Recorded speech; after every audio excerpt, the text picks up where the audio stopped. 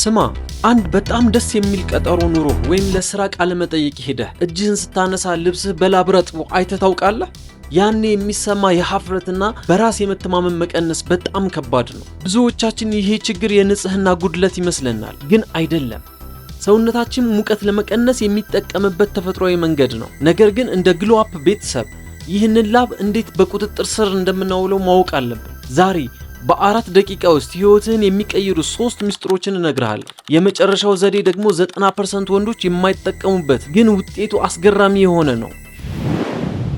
ወደ አንደኛውና ወደ ዋናው ሚስጥር ስንገባ ብዙዎቻችን የምንሳሳተው መሰረታዊ ነገር አለ። ሱቅ ሂደን የምንገዛቸው ነገሮች ሁሉ አንድ አይነት አይደሉም። ዲዮድራንትና አንቲፐርሲፓራንት ልዩነታቸው ሰማይና ምድር ነው። ዲዮድራንት ማለት ሽታን ለመሸፈን ብቻ የሚረዳ ሽቶ እንደማለት ነው። ላብ በራሱ ሽታ የለውም።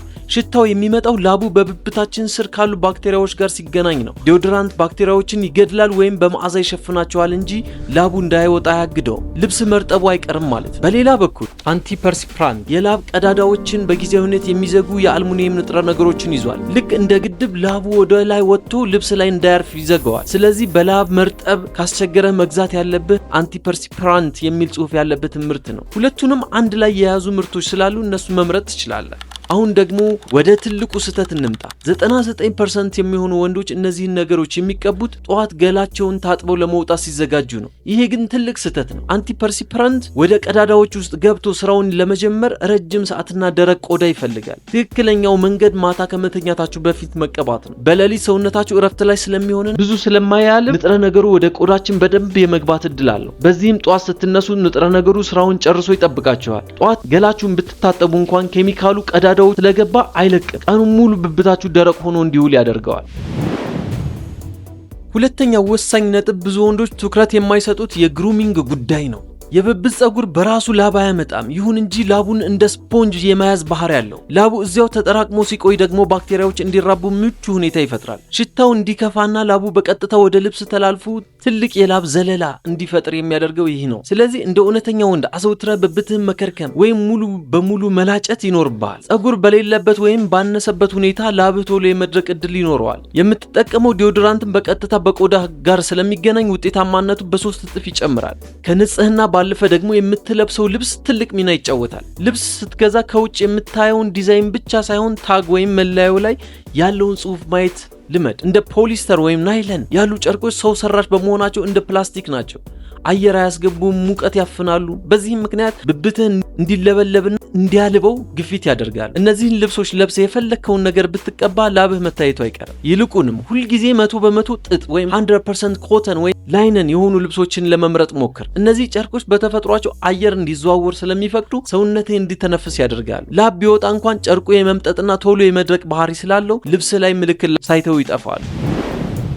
አሁን ደግሞ ወደ መጨረሻውና ማንም ወንድ ሊዘነጋው የማይገባው ተፈጥሯዊ ሚስጥር እንመጣለን።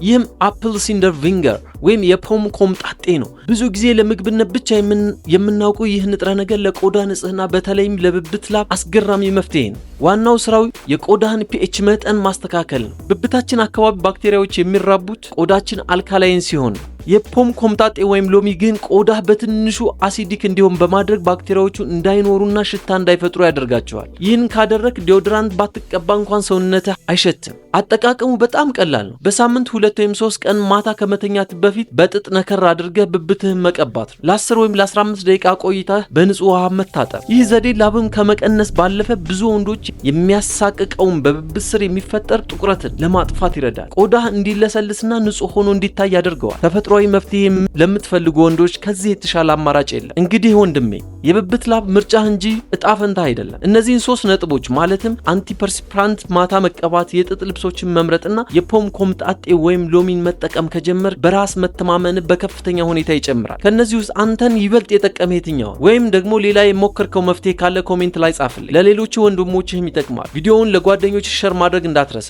ለወንድ ልጅ የሚያስፈልጉ ምርጥ የግሎ አፕ ምክሮችን ለማግኘት ኢትዮ ግሎ አፕን ሰብስክራይብ አድርግ። በሚቀጥለው ቪዲዮ እስከምንገናኝ ራስን ጠብቅ።